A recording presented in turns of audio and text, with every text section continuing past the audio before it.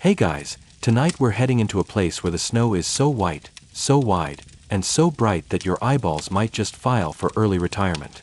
That's right, we're going north. Way north. Into the land of the Inuit, where the cold bites, the wind laughs at your jacket, and the sun? Oh, it's aggressively shiny. You've probably never thought of snow as dangerous to your eyes. But out here, one wrong squint and boom, snow blindness. It's like staring at 1,000 mirrors reflecting back a light bulb powered by Arctic sass. And no, you can't just order sunglasses online out here. There's no shipping, no Ray-Bans, just snow, bone, and people who figured things out the hard way. So before you get comfortable, take a moment to like the video and subscribe, but only if you genuinely enjoy what I do here. And hey, drop me a comment with your city and the exact time you're listening, because I love knowing where in the world you are while we explore these tiny pieces of history together. Now, dim the lights, maybe turn on a fan for that soft background hum, and let's ease into tonight's journey together. You open your eyes to a world of white. And not the cozy holiday postcard kind of white. This is blinding, infinite, no shadows anywhere white. The kind of white that eats contrast for breakfast. The snow is beneath your feet, swirling in the air, and somehow also floating in the sky, because everything is reflecting everything else. It's a bit much. You're standing on a frozen stretch of tundra, wind cutting across your scarf, your eyelashes sticking together with frost. You think to yourself, this is beautiful. You also think, this is how my corneas die. You're not alone. A hunter nearby, stoic, fur-lined, way more composed than you, leans down, picks up a pinch of snow, and rubs it under his cheekbones. For warmth. Not quite. He's checking the light. He turns to you and says, too bright today. You'll need something. And that's when you notice, he's wearing something on his face. Not glasses. Not a mask. Just a thin, curved piece of bone with two narrow horizontal slits cut into it. It hugs his nose, wraps around his temples, tied with a bit of sinew. He's wearing sunglasses, made from bone. You blink, partly because of the light, partly because you didn't see that coming. He hands you a pair. They feel light in your hand, smooth, cold. You expect them to block your vision, but when you put them on, the world sharpens. The snow no longer screams. The ground has texture again. You can see distant hills, subtle shadows, the actual shape of the wind itself. It's not magic. It's science. Old science. Bone science. And you're about to learn that in the harshest environment on Earth, the Inuit didn't just survive. They engineered a world of tools so smart, so simple, and so perfect for their landscape, it'll make your fleece jacket feel kind of embarrassed. Because this is just the beginning. The sun is still high. The wind is still sharp. But now, you've got bone on your face. And your eyes. They're finally safe. You've been wearing your new bone sunglasses for 20 minutes now, and frankly, you're starting to wonder how you ever looked at snow without them. The world has stopped attacking your retinas. The snow no longer blares like an overexposed photo. It has texture, tone, shadow. You can see depth again. You can see details. And that's when you realize something unsettling. Before these goggles, you were basically flying blind. Your guide, the same calm hunter who handed you the goggles, looks over and says, "You'd be blind by now without them." You laugh nervously, hoping he's kidding. He's not. Welcome to the wonderful, terrifying concept of snow blindness, also known as photokeratitis, which is just a fancy word for your eyeballs got sunburned. You wouldn't think sunlight could be dangerous in the Arctic, but oh, it is. In fact, it's arguably more dangerous here than almost anywhere else. Why? Because snow is the ultimate reflector. Fresh snow can reflect up to 80% of UV rays. That's like standing inside a bowl made of mirrors, except colder, and with more chances of being stared down by a polar bear. And the worst part? You don't feel it happening. You're out on the tundra, everything's beautiful, everything's bright. You think, wow, nature's amazing. And then 6 hours later, bam. Your eyes feel like they've been sandpapered. You can't open them. Tears won't stop. Sleep is impossible. Congratulations. You've just been introduced to the most avoidable agony ever, courtesy of Earth's whitest floor. Inuit communities, of course, figured this out generations ago. Long before UV light was a term. Long before eye care was a thing. They observed what snow did to the body, how the dogs squinted, how the elders shielded their faces. They noticed how hunters who stared too long into the snow started walking into things, or worse, couldn't hunt at all the next day. And so they began experimenting. Some smeared soot or grease under the eyes. Others tried shading their brows with fur. But eventually, the smartest among them realized something critical. If the sun was too much, maybe you don't need to block it entirely. Maybe you just need to narrow the view. And that's where slit goggles came in. You glance at yours now, 2 tiny slits carved into smooth bone, positioned just so. They're not randomly placed. They're engineered to reduce glare while still allowing focus. They limit your field of vision just enough to reduce UV exposure, while also increasing contrast. It's like ancient HDR. It's brilliant. Modern optometrists actually back this up. Narrow slits reduce the amount of light entering the eye and prevent rays from bouncing around. They also improve depth perception.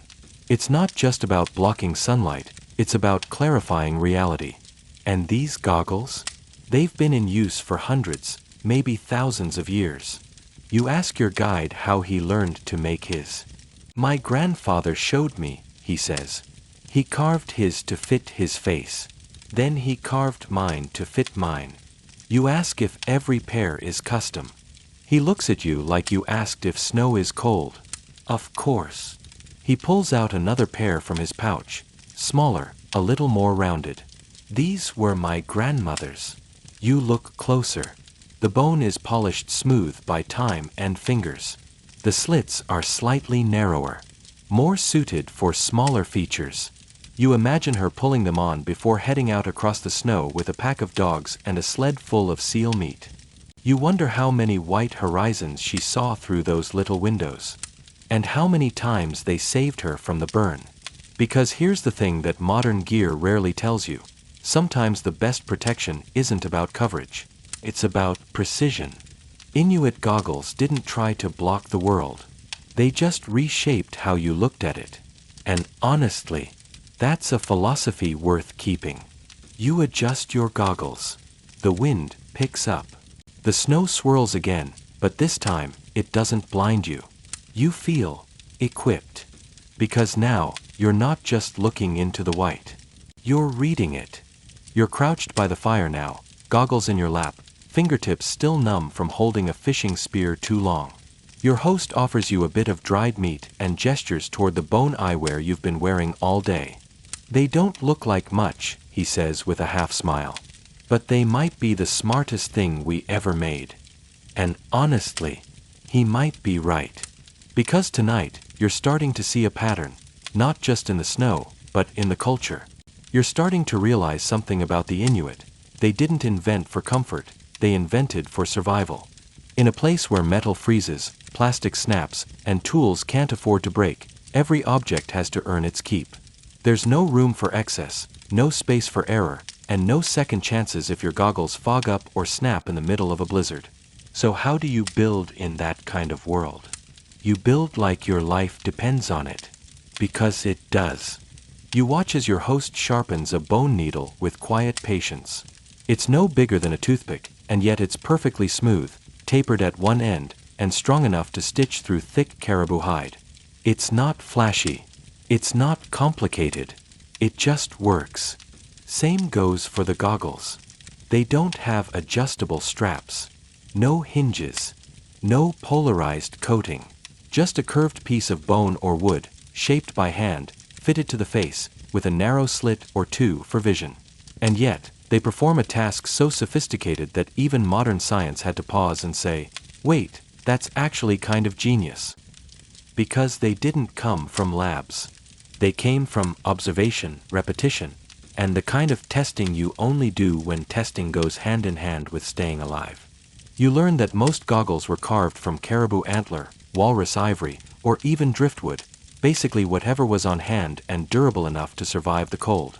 Each piece was shaped using stone tools or knives honed from the very bones of the animals they hunted. No part was wasted. Everything had a second life. Even the shape of the goggles was born from necessity. Slightly curved to fit snug against the face. Rounded at the top to sit below a fur-lined hood. Sometimes, small notches were added for airflow to prevent condensation. No one called it ventilation. They just called it not freezing your eyelashes shut. The more you study the goggles, the more you realize they're the opposite of wasteful. They're refined minimalism, centuries before that became a lifestyle aesthetic. You ask your host if people ever tried improving the design. He thinks for a moment. If something works, why change it? Fair point. Some scholars have actually pointed out that Inuit snow goggles are a kind of zero-tech high-tech technology that looks simple on the surface, but contains deep knowledge about light, optics, anatomy, and climate. They weren't copying anyone. They weren't guessing. They were solving a problem in the most elegant, elemental way possible. And here's a cold little twist of irony for you. Modern ski goggles still suffer from issues the Inuit solved generations ago, like overexposure, peripheral distortion, or icing. You can almost hear the ancestors laughing softly in the snow. Of course, not every pair of goggles was perfect. Sometimes the bone cracked. Sometimes the slit was cut too wide and let in too much light. But errors were noticed fast, and corrected even faster. Because again, in the Arctic, there's no backup plan. Either your goggles work, or you don't go out. You glance around the small shelter. Every object in it, every stitch, every blade, every line of fur, is the result of someone asking the question, what's the simplest way to not die today? And then answering it. You place the goggles back on your face. And this time, you don't feel like you're wearing a tool. You feel like you're carrying someone else's solution, shaped in bone, passed through generations, handed down not with instructions, but with trust. The next morning, you wake up with a face full of fur. Specifically, the hood of your parka, which you forgot you were sleeping in. You sit up slowly, the cold air nibbling at your nose, and glance outside. White. Again. Still. Endlessly. It's not just the landscape, it's the light. Blinding, bouncing, relentless. You reach instinctively for your goggles and slip them on.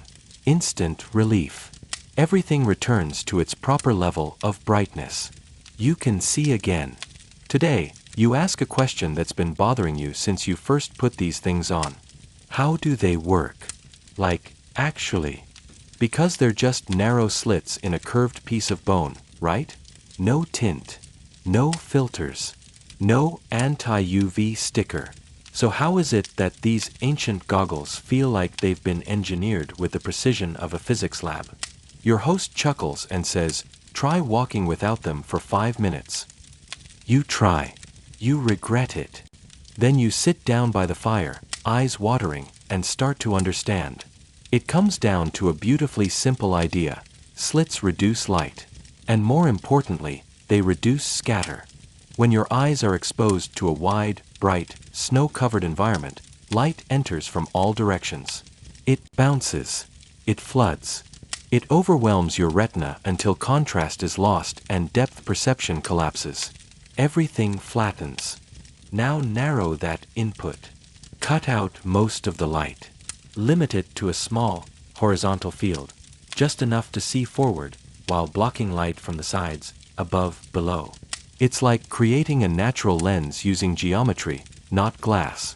Optometrists today have a name for this: pinhole optics. The principle is simple. When light enters through a small opening, it doesn't scatter as much. Your eye focuses more sharply. Blurriness disappears. It's the same reason squinting helps when you can't find your glasses. And guess what? Inuit snow goggles are basically wearable squints. But smarter. Because they're not just functional. They're ergonomic. You learn that the slits are usually between 2 to 8 millimeters wide, but that range varies depending on the person, the task, and the environment. Hunters might use narrower slits for long-distance focus. Travelers might widen theirs slightly for broader visibility. Some even carved dual slits, one above the other, for layered depth. You hold up your own pair and notice something subtle. The slits aren't exactly horizontal. They're slightly angled, subtly contoured to the shape of your cheekbones and brows. That isn't decoration. It's refinement. Some goggles even had micro-notch patterns on the interior edges of the slits, not to be fancy, but to help break up light into softer gradients, reducing the harsh lines of reflection. That's optics by instinct. And here's the wildest part. In certain situations, these goggles could improve vision beyond normal. You read that right.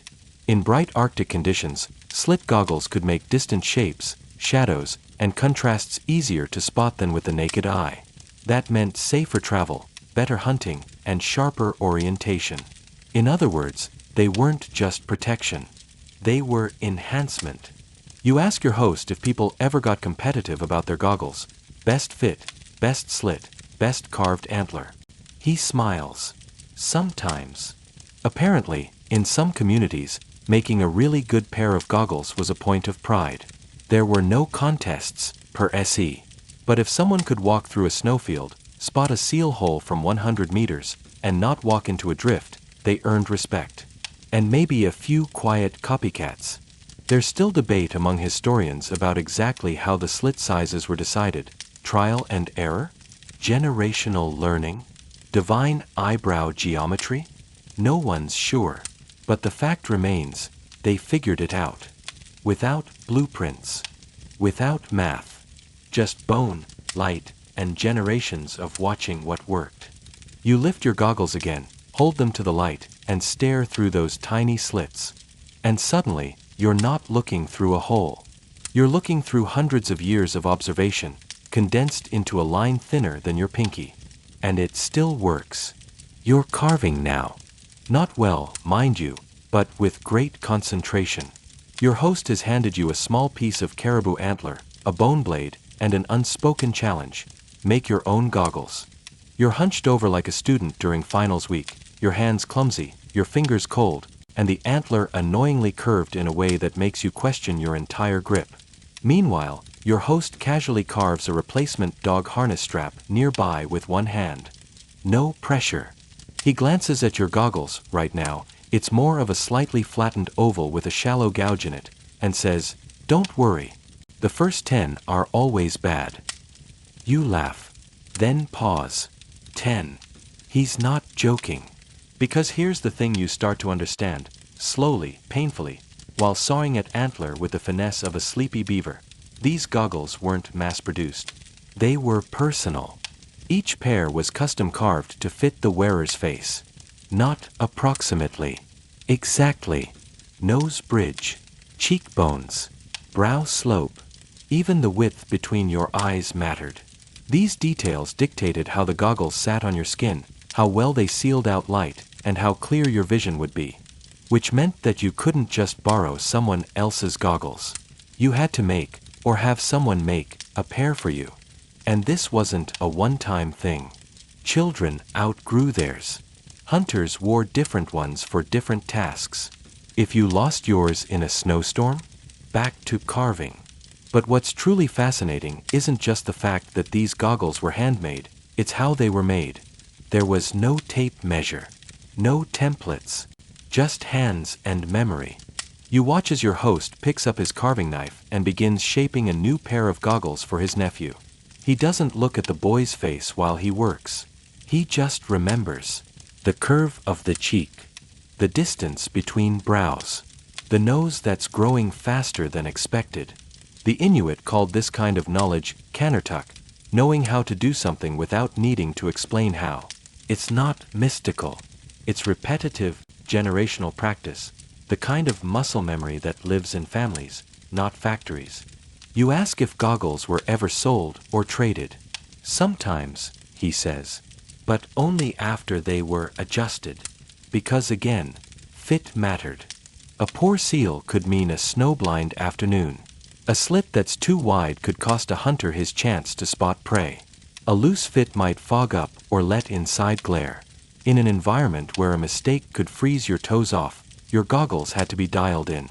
You also learned that different tribes and regions had different styles. Some made their goggles wider across the face. Others added a slight upward taper to improve field of vision. Some were flatter, designed to sit under the brim of a fur hood. Others curved more dramatically, almost like a protovisor. You're holding a pair now that came from a coastal region, driftwood base, finely sanded, with a tighter nose curve and slightly larger side notches. Your host explains that coastal hunters needed more peripheral vision to spot movement on the horizon, where prey like seals might only surface for a few seconds at a time. It's brilliant. Quietly brilliant. Not showy. Not sold with a marketing slogan. Just right. You glance down at your own carving. It looks like something a walrus might have accidentally sat on. But it's a start. And the more you scrape, the more you realize something unexpected. You're making goggles, but they're also making you. Teaching you how to observe. How to slow down. How to measure your face with your fingertips, not a ruler. How to think in curves and contours, not numbers. This wasn't just about sight. It was about craft, connection, and the deep, patient logic of making something exactly for the body that would wear it. You look up at your host. He nods, approvingly. That's not bad. And for a moment, just a flicker, you think. Maybe your next 9 won't be so bad either. You're walking now. Well, stumbling, really, across a snowfield so bright and wide it feels like you're standing inside a blank page. Your feet crunch through layers of powder and packed ice, the cold air nipping at the edges of your parka. The wind whispers, the sky stretches, and your breath clouds the inside of your hood. But your eyes, they're fine. Because you're wearing your freshly carved, slightly crooked, but surprisingly functional snow goggles. You can see shadows again. Texture. Depth. You catch yourself squinting less than usual, even though your DIY goggles aren't quite masterpiece level. They're working. They're doing what they were designed to do. And that's when you start wondering, how did the Inuit know this would work? Why not tinted glass, or bark, or literally anything else? Turns out, you're not the first person to ask. Back in the day, long before polar explorers and museum curators got curious, Inuit communities had already tested every available material. They tried leather, wood, bone, antler, even flattened horn in some regions. And they quickly learned, bone and antler were the Goldilocks combo. Why? For starters, they're lightweight and insulating, perfect for something sitting on your freezing face. Bone can be carved finely without cracking, and it holds its shape even under brutal temperature swings. Plus, it's everywhere. If you're hunting to live, you already have bone. But here's where things get interesting. The goggles weren't just about material, they were about fit. Like, literal fit to your face, and also fit to the task at hand. You're walking with a hunter now. He's older, wiry, has the gait of someone who's walked through white space so long he barely leaves footprints. You ask him how many pairs of goggles he's had. 4, he says. 1 when I was small. 1 for sledding. 1 for seal hunting. This one's for travel. Wait, 1 for travel? He nods. Wide slits. Not too narrow. I don't want tunnel vision. And that's your next light bulb moment. Not all goggles were built the same. Some had wide, flat slits for walking across open terrain. Others had tighter, pinhole-style slits for scanning long distances. Some were made extra snug to block wind from dogsled runs. Others were deliberately looser so you could hear better during a hunt. Inuit didn't just carve goggles, they carved them with purpose. Think of them like the sunglasses equivalent of shoes. You're not going to wear your running sneakers to a wedding, unless the wedding is in a blizzard, maybe. Same goes for snow goggles. One size doesn't fit all. One design doesn't either. Even within the same village, designs varied by use case, personal taste, and what materials were on hand. Some folks liked antler better for its flexibility. Others preferred wood because it was easier to adjust. Some carved simple straight slits. Others added a slight upward flare, kind of like natural bifocals. You hear a story about a hunter who once carved a double-layered goggle, 2 sets of slits with a space between them, to help with glare during dawn. It was genius. It also made him walk into a snowdrift. They went back to regular goggles the next day. Trial and error. But mostly trial. And here's the academic twist for you.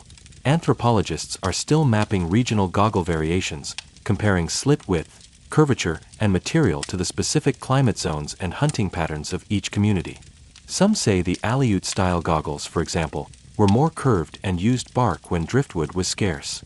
Others argue that Greenlandic styles had thicker bridge sections to block sideways wind better.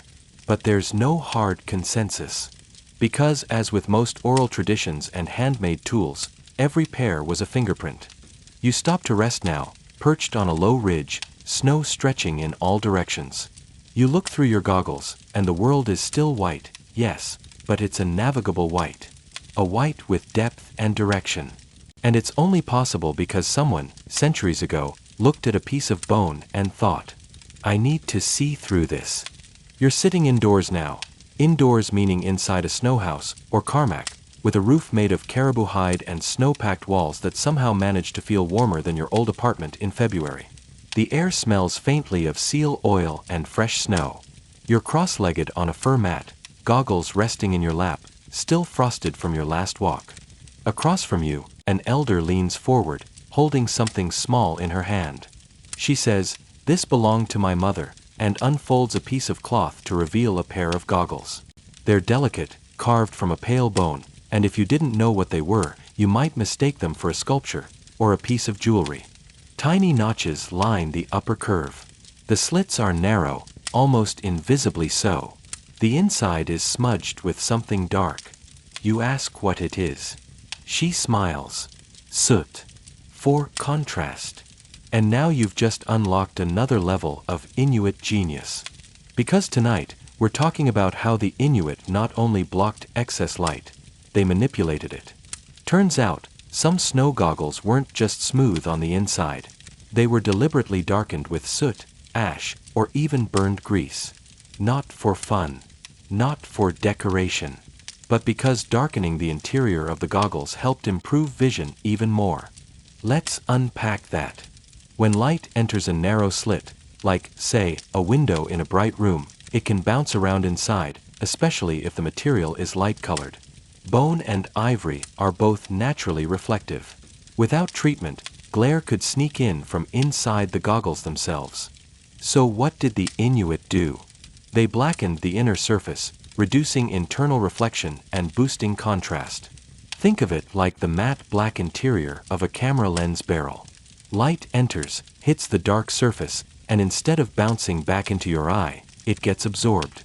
The result: cleaner vision, sharper shadows, less distraction, and the soot. Easy to get. Just hold the goggles over a flame for a few seconds.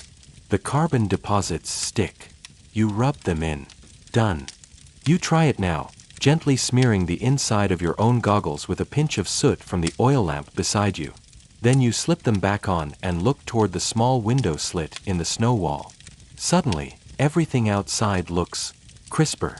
The glow of the snow is toned down, the shadows deeper. Your eyes relax, even as you're looking into daylight. It's like someone adjusted the contrast on the whole world. You glance back at the elder, now quietly sewing a mitten. You ask if everyone did this. Not always, she says. Some didn't like the mess. But for long walks, for watching animals, or storms, it helped. She tells you how her father used to add a dab of seal fat to the soot, making a sort of paste that stuck longer. Others added fine ash from specific woods, claiming the texture changed how the light moved. There's even a story about someone mixing in powdered charcoal from a burnt driftwood tree struck by lightning. You're not sure if that part's true, but it sounds awesome. Modern scientists have since confirmed what Inuit already knew. Low reflective inner surfaces significantly improve focus in high glare environments. Once again, no lab, No optics manual. Just experience, creativity, and a little fire. And it wasn't just about the physics. Soot inside goggles also became a kind of signature. Some families had their own ratios, their own methods. Some even believed certain combinations improved intuition or hunting luck. There was practicality, yes, but also ritual. A way of saying, I'm ready. My vision is mine again. You take off the goggles now, examining the darkened interior. It's not much, just a little smear. But the effect is huge. It makes you wonder, how many other tools in the world are this quiet, this subtle, this effective? Probably not many. Because in a place where light itself can be a threat, learning how to shape it without fighting it, with nothing but bone and soot, isn't just smart. It's poetic. You're helping clean up after dinner now, passing bowls, folding furs, carefully nudging an overly curious sled dog out of the tent. It's calm, rhythmic work. Outside, the sky is that endless Arctic blue that only appears when the sun dips low but never quite leaves. You glance toward your goggles, resting on the windowsill like sleepy little eyes. And you realize, those tiny slits? They've been teaching you how to look differently, not just at snow, but at the way the Inuit see everything. Because tonight, we're stepping into the how behind the who. Specifically, how this knowledge got passed on. You assume at first there must have been lessons. Maybe a school. Maybe a leather-bound manual titled How to Carve Eye Protection from a Caribou Skull Without Screwing It Up. But when you ask, the elder laughs. No lessons, she says. You just grow up watching. You blink. That's it. That's it. Turns out, making goggles, and understanding when, why, and how to use them, wasn't taught like a subject. It was absorbed. Slowly, casually, by living it. From the time they could walk, kids would watch their parents carve. They'd sit nearby while someone fitted slits to a cousin's face. They'd run errands to fetch tools, clean shavings, or, if they were lucky, test a new pair on the tundra, and report back, too narrow. Too loose. Hurts my nose. It wasn't trial by fire. It was trial by every day. And slowly, it sunk in. Not as information, but as intuition. You ask a younger boy, maybe 8 or 9, if he knows how to make goggles. He shrugs. Not yet. But I know what good ones look like. That's the thing. In a culture without written manuals, objects themselves become the textbooks. A well-made pair of goggles shows you how it was made, through its curves, its fit, its wear. You learn not by studying diagrams, but by tracing grooves with your fingers and asking, why is this one smoother here? And if you're lucky, you get to try carving one yourself. But here's the kicker. Most people didn't start by carving full goggles. They began by learning to carve everything else first. Needle cases, fishhooks, sled runners. They honed their hands before they trusted themselves with something that might one day protect someone else's vision in a blizzard. You're told that in some families, the first pair of goggles a person ever made was a gift, a sign they were ready to protect someone else. To shape not just for function, but for fit. For someone. You look around and realize, the community itself is the classroom. The snow is the chalkboard. The bone is the pen. The lesson plan?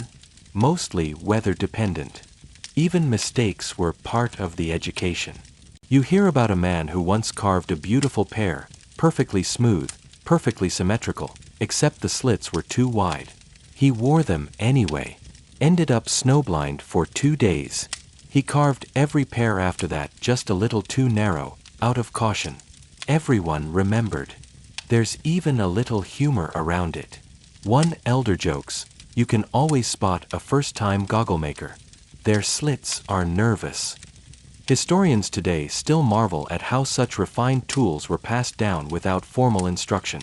Some compare it to learning a musical instrument by ear. Slow, generational, full of feeling. Others call it apprenticeship by immersion. A term that sounds fancy but really just means you learned because you were there. Because when everyone around you wears goggles, makes goggles, uses them with purpose and respect, you don't need a textbook. You just need time. And a few good blizzards. You glance again at the boy who shrugged earlier. He's holding a knife now, gently shaving the edge of a bone scrap, probably from dinner.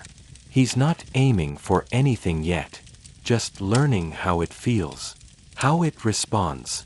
You watch him for a while, quietly, and then you think, maybe that's the first real lesson.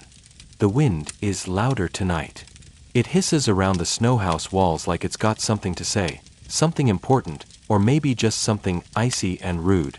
You tighten the hood around your ears, poke the fire a little closer with a stick, and think about the journey tomorrow.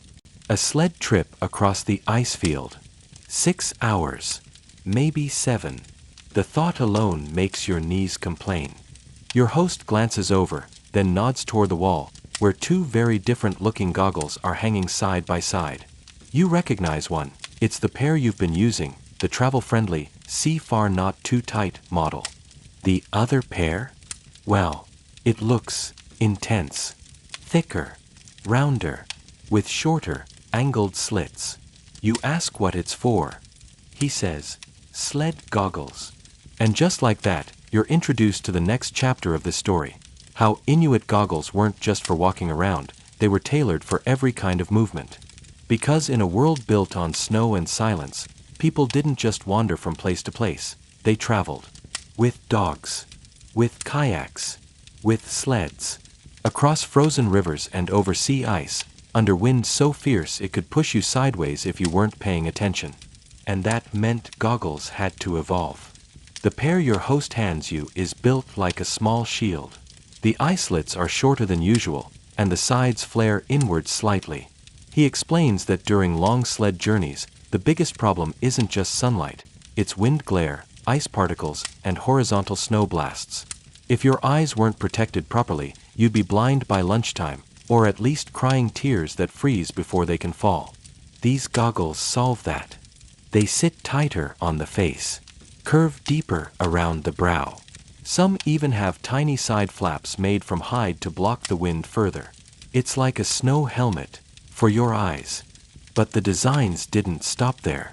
In coastal areas, people who traveled by kayak developed goggles with wider base support, so the goggles wouldn't slip during sudden movements. You had to be able to paddle, dodge waves, spot seals, and not have your vision tool sloshing down your nose every time you hit a bump in the water. Some of those kayak goggles were carved flatter, to fit under waterproof hoods. Others included small drainage grooves to let out meltwater. No one called it anti-fog engineering, but honestly, that's exactly what it was. You're told that experienced travelers often owned multiple pairs, a good sled pair, a general walking pair, and one for hunting or still observation. Goggles weren't one and done. They were tools in a toolkit, each one fine-tuned for different challenges. You try the sled pair on. It's snug. Not uncomfortably so, but definitely firmer. You breathe out and notice how the warm air hits the edges and doesn't fog your vision. You look toward the window. The slits sharpen everything into a flat panorama. The kind you'd need to follow a moving dog team across a changing horizon. They don't just protect you. They train your attention. You ask if anyone ever made multi-use goggles, like a universal fit, one size does all situation. Your host grimaces slightly. Only people who don't travel. Because here's what becomes clear. Movement affects perception. And perception affects survival. You need different goggles because your relationship to space, wind, light, and speed changes depending on what you're doing. What looks fine while standing still becomes a blur at 15 kilometers per hour behind a pack of sled dogs. Even today, modern skiers and mountaineers talk about customizing their gear. Swappable lenses, adjustable frames, anti-glare coatings. The Inuit, they did all of that, with bone, and no replacement parts. You look again at the 2 pairs hanging on the wall. They're the same object, but completely different tools. And in that contrast, you begin to see what made this culture's technology so powerful. It wasn't just adaptive. It was attentive.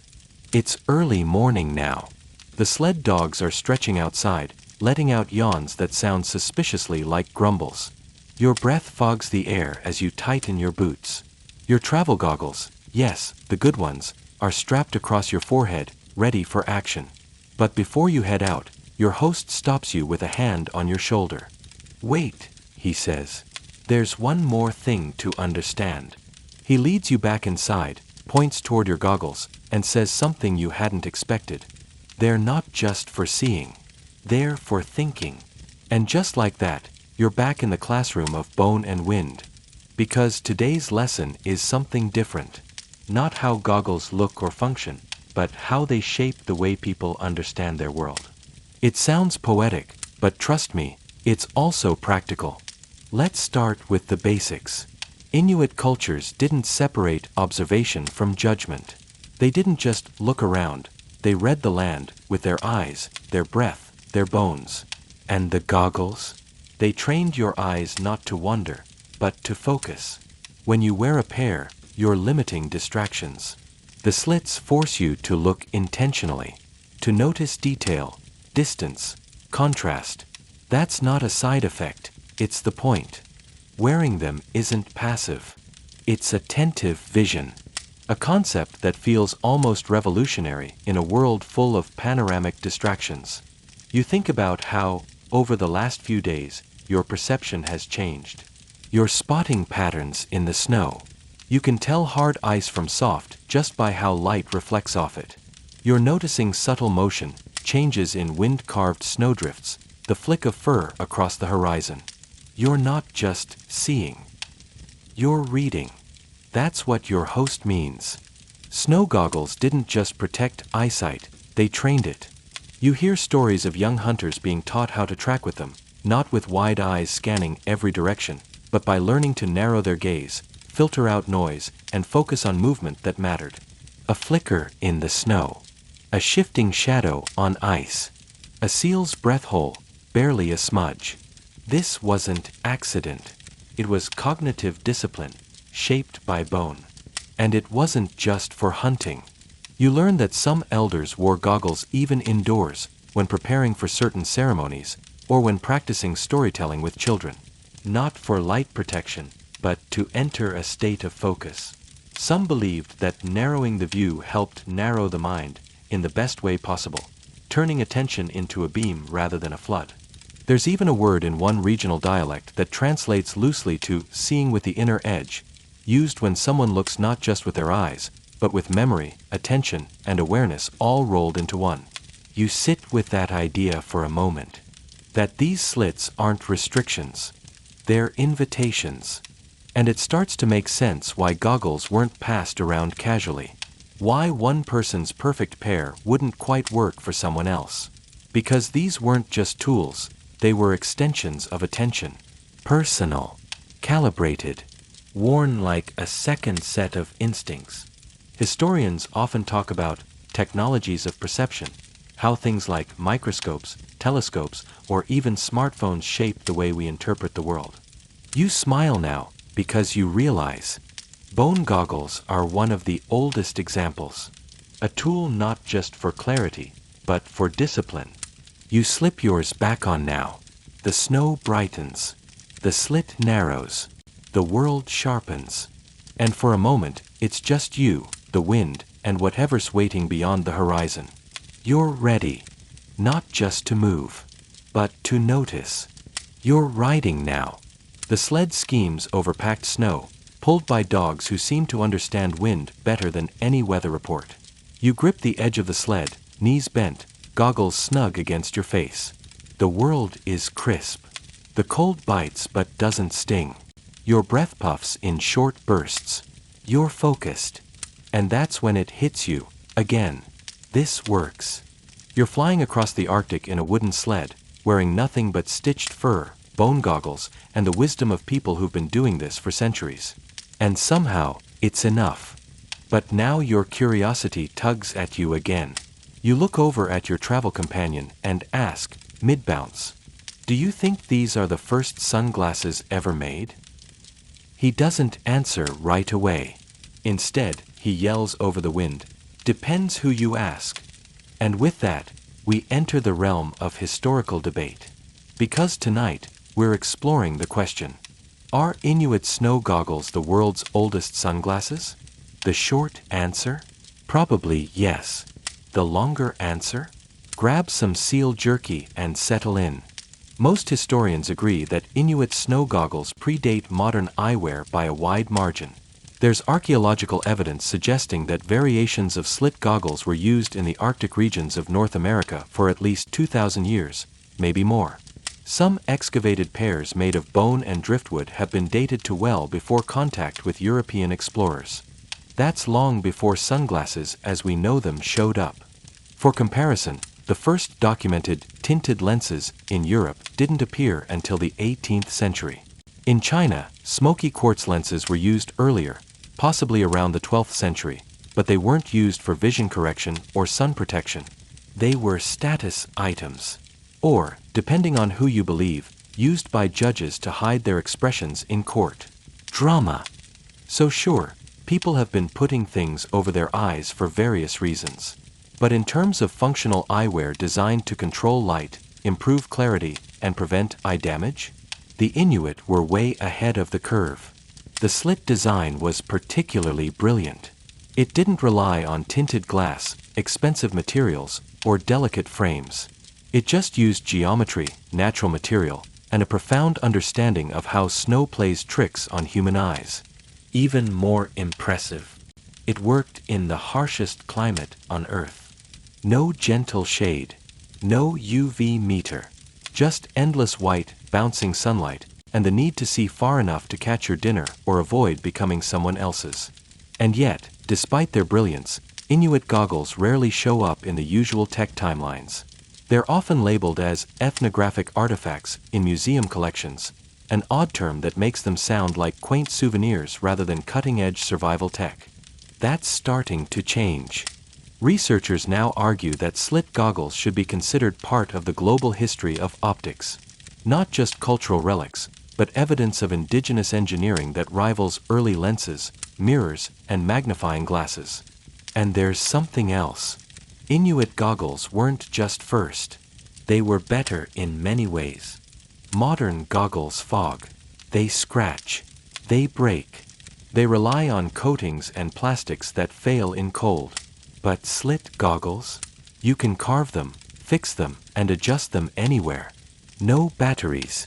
No warranties. Just skill and snow.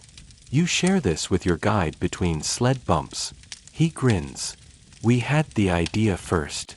We just didn't patent it. Fair enough. You lean back, the wind pulling at your hood, the dogs barking rhythmically as the sled flies on. Your goggles hug your face, the world staying sharp and bearably bright. You're wearing something older than glass, older than sunglasses, and smarter than most of the things in your gear bag back home. If these aren't the first sunglasses ever made, they're certainly the coolest. You return to camp with snow in your boots, frost in your eyelashes, and a newfound respect for Dogsled suspension systems, mainly because they don't have any. The fire is already lit. Someone's brewing something hot that smells vaguely like fish and somehow also like comfort. You sit down, peel off your outer layers, and remove your goggles. Your face feels oddly exposed now, not just to the cold, but to the world. Like you've taken off a little helmet of clarity. You place the goggles beside you and glance over to where a group of elders are sitting. One of them, wrapped in layers of fur that probably weigh more than you, is speaking softly to a group of children. You lean in, pretending to check your boots, and listen. He's telling a story about a hunter who could see a seal breathing hole from 2 miles away. No one's sure if it's true, but no one dares question it, either. And just like that, you've stumbled into tonight's story. What it meant to see in Inuit culture, and how goggles were part of that. You've heard a lot about protection, contrast, design. But now, we're diving deeper into how vision itself was understood. Because for many Inuit, especially elders, good vision wasn't just physical. It was also spiritual. To see clearly was a compliment that extended beyond eyesight. It meant you understood your environment, your community, your own role. Someone who was sharp-eyed could notice a distant fox, yes, but they could also read the weather in the wind, or detect discomfort in silence. And so, goggles became more than eye shields. They were tools for training that kind of sight. Not just visual clarity, but clarity of attention. You hear about an elder who used to wear his goggles indoors, not for sun protection, but for focus. He said narrowing his vision helped him concentrate during storytelling or carving. Another used goggles when meditating, claiming the slits let in just enough world. It wasn't superstition. It was a quiet acknowledgement. Seeing less can sometimes help you understand more. There's a word in Inuit, several, actually, that describe different kinds of seeing.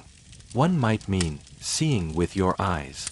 Another means seeing with your memory. And still another means seeing what's coming, even if it hasn't arrived. You're starting to understand that goggles weren't just a physical tool. They were a metaphor, a wearable symbol of selective focus. They helped you choose what to pay attention to, what to block out, what to wait for. You ask someone nearby if they believe the story about the man who could see a seal hole from 2 miles away. They shrug. Maybe. Then they add, but you don't need to see far. You just need to see well. You sit with that for a moment. In the quiet, in the firelight, the goggles beside you catching the glow. You think about how in your regular life, you're usually bombarded with sights, screens, headlines, pop-ups, blinking lights. Always on. Always wide open. And how freeing it feels, out here, to look through slits. To narrow your world. To focus. To choose. Because that, too, is a kind of wisdom. You glance at the children now, giggling as they try on a too big pair of practice goggles, bumping into each other like tiny blind moose. One of the elders just shakes his head and chuckles. Soon, they'll learn. Not just how to carve goggles, but how to see with them. And maybe, how to see without them, too. The next day is quieter. No sled runs. No long-distance treks. Just the soft chores of a snowbound day. Patching clothing, trimming sinew, mending tools. You're sitting by the fire, turning your goggles over in your hands like a puzzle you've already solved, but still want to admire from every angle. Then someone sets a small box in front of you. Inside, a pair of goggles. Not bone, not driftwood, but encased in glass. Display glass. With a little museum-style card beneath them. You raise your eyebrows. Your host shrugs. Found in a collection. Traveled more than we have. Tonight, we're talking about the long journey of Inuit snow goggles from the Arctic to the museum display case, and what happens when a tool that was once soaked in daily life becomes a frozen object. The goggles in the box are beautiful. Carved from ivory, maybe walrus tusk, with a faint engraving of waves along the side. The slits are narrow and clean, the kind of precision that comes from years of repetition. You can tell they were made to be used, not admired. And yet, here they are, clean, labeled, behind glass. It's a common story. Over the past century, Inuit snow goggles have found their way into collections all over the world. Anthropology museums, natural history exhibitions, university archives. Sometimes they're stored with other Arctic survival tools. Other times, oddly, with sunglasses. As if they were fashion accessories. But here's the thing most of those display cases won't tell you. These weren't relics. They were active knowledge. You learn that during the 19th and 20th centuries, explorers, traders, and researchers traveling through the Arctic often collected tools from Inuit communities, sometimes traded fairly, sometimes not. They'd bring them back to cities far away and label them as primitive eyewear or native curiosities. And suddenly, these goggles, this brilliant, custom, adaptive survival tech, got turned into souvenirs. That's not to say they shouldn't be preserved. Many of these collections helped record the incredible ingenuity of indigenous Arctic peoples. Some even inspired scientists to revisit how slit vision improves depth perception. But there's a strange pause in the story when tools become artifacts. Because here's what gets lost. Context. The museum tag might say, snow goggles, 19th century, Inuit, Alaska. But it won't tell you whose face they were carved for, what kind of wind they stood up against, how often they cracked and got mended, what child first tried them on and immediately walked into a sled. The goggles become frozen in time, still, perfect, removed from the hands that shaped them and the faces they fit. You ask your host if he thinks that's wrong. He shrugs. Not wrong, just unfinished. Because real knowledge doesn't end when something is placed behind glass. It continues when it's worn, used, rebuilt. You're told about elders who visited museums and pointed out the mistakes in the labeling. Too wide, they'll say. Not for walking. That one's for sleds. Why did they polish the soot off? Some museums now consult with Inuit communities to relabel and recontextualize these items. Not just as artifacts, but as living technologies. Some even invite carvers to teach workshops, helping pass the skills back into younger hands. You like that idea? Because goggles don't belong in a museum just as history. They belong as evidence of brilliance, still applicable, still useful, still very much alive. You close the box gently. The fire flickers. Your own goggles sit nearby, worn and slightly chipped, the soot inside now perfectly smudged. You smile. Because the best pair of goggles aren't behind glass. They're the ones that know your face. It's evening now. The wind's died down, the dogs are curled up in fluffy piles that look like loaves of bread, and the sky is starting to tint gold around the edges. You sit by the fire again, because that's what you do out here. Everything good happens by the fire, and you find yourself holding a carving knife. Across from you is a young girl, no more than 10, her brow furrowed in deep concentration as she scrapes at a piece of driftwood with careful, slow movements. She's not making art. She's making goggles. And just like that, you find yourself pulled into something you hadn't expected to witness firsthand. How knowledge moves forward.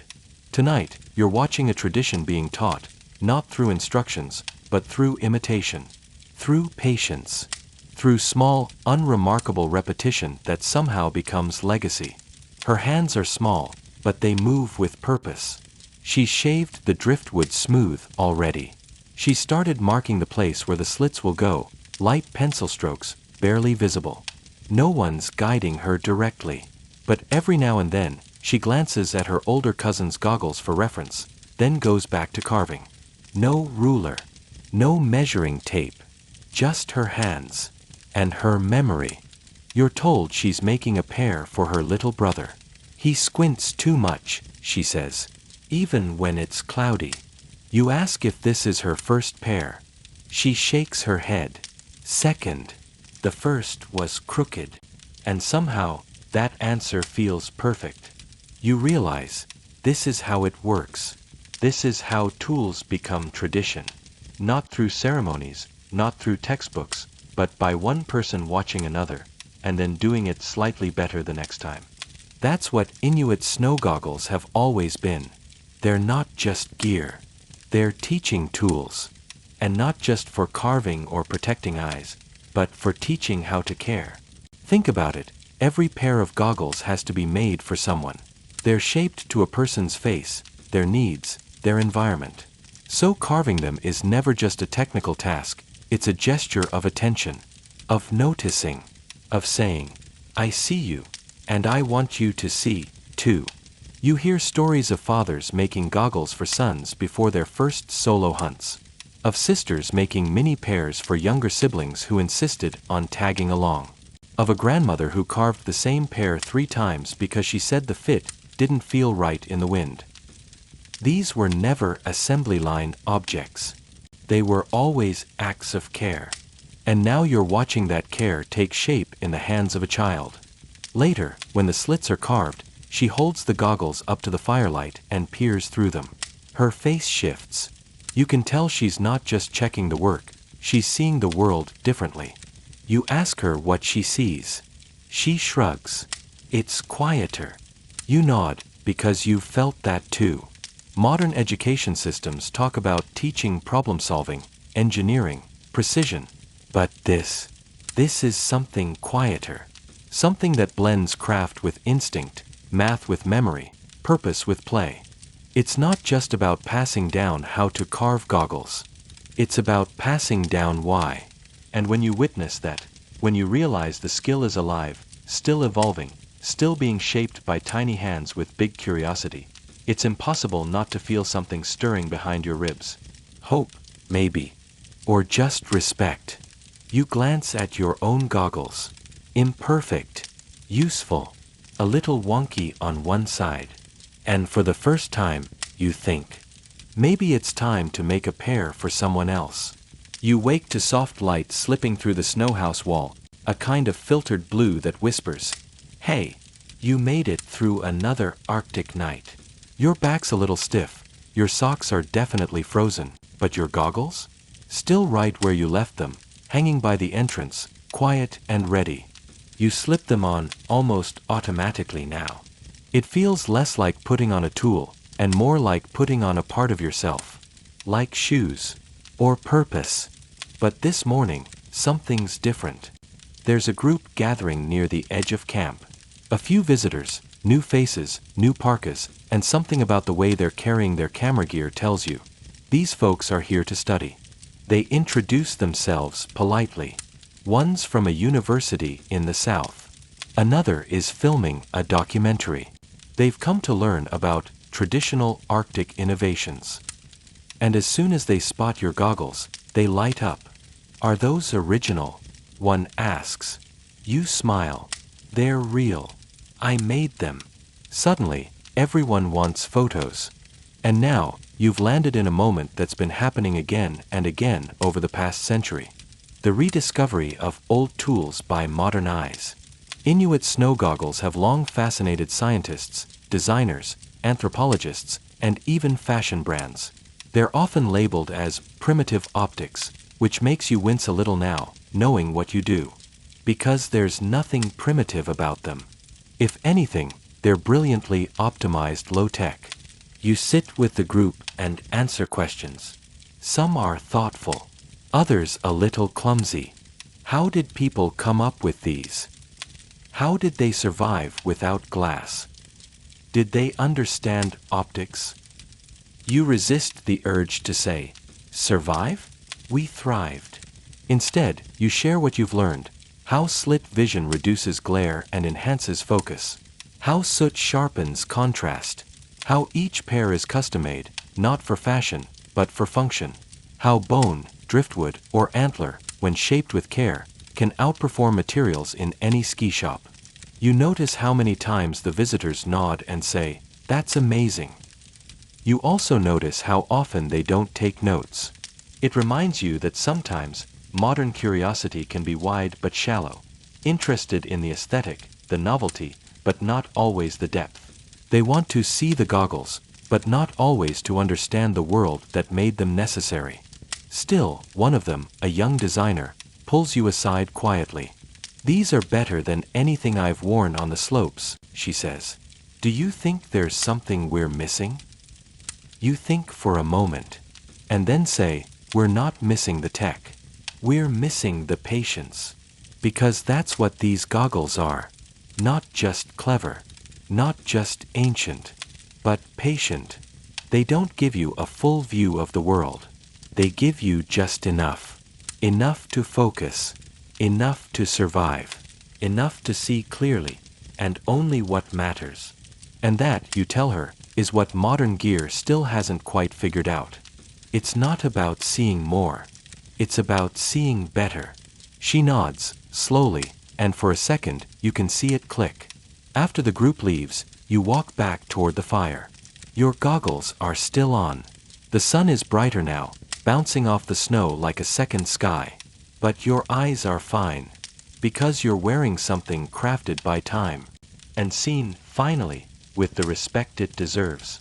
You're walking alone now. Not far, just to the edge of camp, where the snow begins to stretch in every direction like a frozen ocean. There's something comforting about it. Predictable, even. The way the wind shapes the snow. The way every step crunches. The way the light bounces off the ground and tries to get in your eyes. Except, of course, it doesn't. Not anymore. Because you're wearing your goggles. And today, as you walk, you're thinking about something strange. What would it feel like to see this place without them again? You lift them off briefly. White. Just white. You put them back on. And suddenly, there it is. Depth, direction, shadow, distance. A whole landscape appears where a blank wall had been. It's like the goggles don't reduce your sight at all, they unlock it. And that's when you understand something even deeper. These goggles don't narrow your view, they focus it. They're a lesson in boundaries, in restraint, in filtering out everything that doesn't matter so you can find the thing that does. And that realization brings you back to the first day, remember? When you couldn't even walk across camp without squinting like someone had turned on all the sun at once. When you held a carved piece of bone in your hands and thought, there's no way this is enough. But now you know. It's not just enough. It's perfect. You think about all the tools in the modern world that promise to enhance your experience. The ones that add more features, more buttons, more layers of complexity. But the Inuit didn't think that way. They didn't add. They subtracted. They asked, what's the least you need in order to thrive? And then they carved it from what was around them. That's what the goggles are, minimalist genius. Not just an object, but a philosophy. A whisper in a noisy world that says, see less, notice more. You crouch now, tracing a pattern in the snow with your glove. The goggles catch the light just slightly, and you think about how far this technology has traveled, not just across the Arctic, but across time. And maybe, if the world keeps paying attention, across futures too. You hear that some designers are starting to revisit slit goggles. Not to copy them, but to learn from them. Their shape, their purpose, their simplicity. You wonder if those future goggles will carry a piece of the same care, the same hand-shaped fit, the same understanding that seeing clearly doesn't always mean seeing everything. You stand again. One last glance at the snow. One last test. You take off the goggles. The world vanishes into brightness. You put them back on. The path appears. The air tonight is still, like the sky is holding its breath.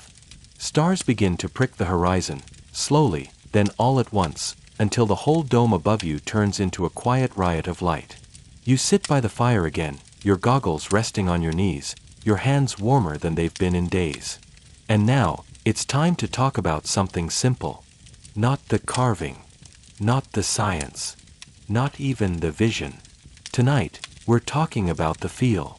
Because if you've spent enough time with these goggles, you realize they're more than a tool. They become a part of you. Not in the dramatic, spirit-merged kind of way, but in the small, comforting, reliable way. Like a pocket knife, or a favorite sweater, or that one spoon in your kitchen drawer that just feels better for some reason. You start to notice the small things. Like how the bone warms slightly against your cheeks after a while. How the curve of the frame settles into your skin like it's remembering you.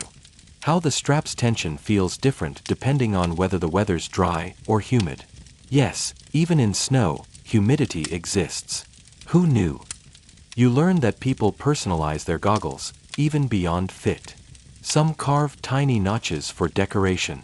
Others rub oil into the bone to bring out a smoother texture. A few stitch soft fur along the top edge to help seal against the wind, or to catch sweat before it freezes on your brow. It's all functional. But it's also familiar. You ask an elder if he still has his first pair. He nods and says, wore them out, kept the strap. You ask why.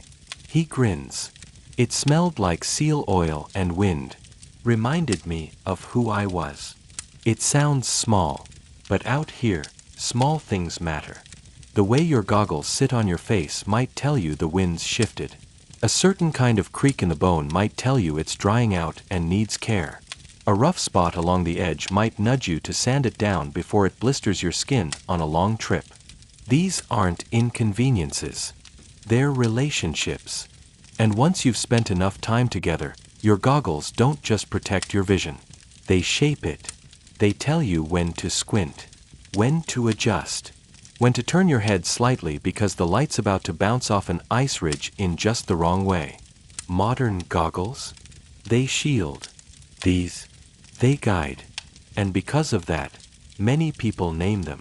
Quietly, not out loud in public, but privately, like naming a boat or a knife.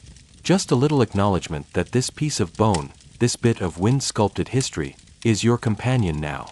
You find yourself doing the same. Not a big name, just a small word, whispered under your breath as you slip them on in the morning. They're yours now, not because you bought them, but because you learned them. That's what makes Inuit goggles special. Not just the way they work, but the way they fit into your life and stay there, quiet, helpful, shaped by hand and habit and light. You run your thumb along the edge of yours now. There's a groove forming where your glove always brushes the same spot. It's not wear and tear. It's memory. Tonight, the fire is burning low, but you're not sleepy yet. You're sitting with an elder, one who doesn't say much, but when he does, you listen. His goggles are old. Really old. The bone has turned almost gray with age, smoothed into satin by years of wind, sweat, and time. He holds them gently in his hands, like something sacred. Not fragile, just earned. You ask how long he's had them. He looks at you, then at the fire. Long enough that they don't belong to me anymore. You blink. Then who do they belong to? He smiles. The next one. And that's the heart of tonight's story. Inheritance. You see, in the Arctic, where tools were survival and survival was legacy, things didn't just get passed down. They carried stories. Goggles were one of those things. They weren't mass-produced, and they weren't casually given. They were often handed down within families, especially when someone passed on, or when a younger person came of age. But it wasn't automatic. You didn't just get the goggles. You had to be ready for them. You had to understand them. You had to earn them. You're told a story of a young hunter whose grandfather died during a storm. After the funeral, the goggles were placed on the family's carving bench, not as a shrine, but as a test. No one touched them for weeks. Then, one morning, the boy came in early, sat down, and began quietly sanding the inside curve, just a little, just enough to fit his own cheekbones. No one said anything, but everyone nodded. That's how it went. The tools didn't carry the person, but they carried what that person knew. And in a world where vision meant life or death, inheriting someone's goggles was more than convenience. It was a kind of blessing. Of course, sometimes the fit wasn't perfect. Bone doesn't shift for new faces. But that was part of it too. You adapted. You reshaped gently. You made space for yourself within someone else's knowledge. There's something beautiful about that. That your eyes could look out through the same slits that once saw seals, storms, joy, grief. That the curve of someone's carving still shapes the way you see the world, even after they're gone. Some families kept memory pairs, goggles too delicate to wear, but kept in a pouch or hung in a place of respect. Not museum pieces, just anchors. Reminders. Not of tools, but of hands. Others took them back out into the snow. Because the best way to honor someone's goggles was to use them, to walk with them, to hunt with them, to learn where the slits narrow your thoughts just enough to hear the winds whisper again. You ask the elder what he means by, "They don't belong to me anymore." He shrugs. "I've seen enough," he says. "They're still good. They'll help someone else now." He doesn't hand them to you, but he doesn't put them away either. He just sets them down beside the fire, bone warm, straps folded, waiting. And you realize, maybe you don't inherit goggles by ceremony. Maybe you inherit them by showing up, again and again. By seeing what others saw, and then choosing to look forward anyway. You're packing now. It's your last day in camp. The sun is climbing, lazy and slow, painting gold across the horizon. Dogs bark somewhere in the distance. Someone's cutting wood. The air smells like snow, smoke, and something about to be missed. You slide your goggles into your pack. But you don't quite zip it closed. Because there's something that keeps tugging at you. Not regret, exactly. Not yet nostalgia. It's more like the feeling that you've taken something with you that won't fit neatly in a bag. You look around. At the snow house. At the tracks pressed into the snow. At the notch your goggles left on the doorframe from being hung there every night. And you think, I'm not the same person who walked into this place. Not just because you've learned about Inuit goggles, but because you've learned from them. They taught you how to look slower, to see less, but see better, to block out what doesn't matter and find the shapes in the brightness. You remember your first step into this frozen world, how you blinked blindly, overwhelmed by the white. And now you spot details in the light. You recognize wind in the snow. You know when the shadows shift just enough to say, the weather's changing. And that isn't just experience. That's transformation. That's what the goggles gave you. You tie your bag closed and step outside. Your host waves you over. He's holding something in his hand, a small pouch, stitched with seal hide. Inside, a new pair of goggles. Carved for you. Not museum perfect. Not souvenir fancy. Just yours. Bone curved to your brow. Slits adjusted from trial and error. A shape made not to show off, but to show you. You don't say much. He doesn't either. But you both know what it means. You ask what you should do with them back home. He grins. Wear them when the world feels too loud. Then he adds, or teach someone how to make their own. Because that's the cycle now, isn't it? You were handed a tool that sharpened not just your sight, but your attention, your patience, your humility. And now you carry that forward. Into your cities. Your stories. Your own kind of snow. The flight home is long. Too warm. Too loud. The plastic of the airplane seat creaks every time you shift. Someone is watching an action movie without headphones. The world buzzes with neon and coffee and touchscreen check-ins. And yet, in your bag, tucked beside your gloves and notebook, is a pair of goggles. Bone. Quiet. Still holding the shape of your face. You reach for them without thinking, tracing the smooth curve of the frame, feeling the slits with your fingertips. Just touching them slows your breathing a little. Like the memory of silence has texture. This final chapter isn't about invention, or survival, or materials. It's about what remains. Because you've left the snow behind. But something about it stayed with you.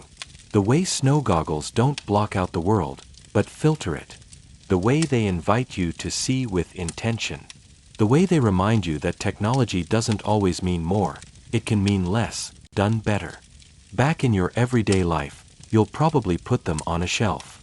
Not behind glass, not for display. Just nearby. Maybe near the door. Maybe next to your keys. And every so often, on days when everything feels like too much, or too fast, or too loud, you'll pick them up. You might not wear them, but you'll remember what it felt like to focus, to be surrounded by white and still see, to know that vision isn't always about opening your eyes wider. Sometimes, it's about closing them just enough to know what you're looking for. You think of the elder, his hands on the old goggles. They don't belong to me anymore. You think of the little girl, carving slits for her brother. You think of the way bone turns warm in your hands, even in the coldest wind. And you smile. Because the journey didn't end when you zipped your bag. It ended when you learned to carry a piece of the Arctic with you.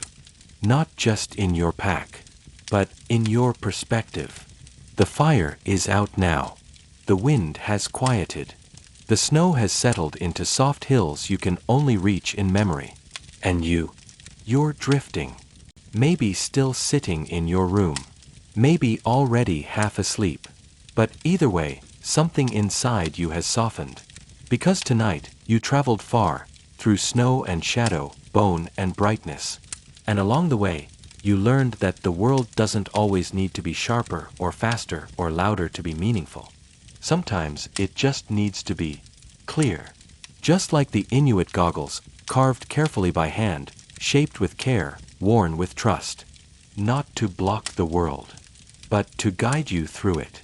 So now, let your breath slow. Let your mind quiet. Let the last traces of wind leave your shoulders. You're not in the Arctic anymore, but you've learned how to see like you were. And that clarity, that quiet, you get to keep it. Even after the story ends.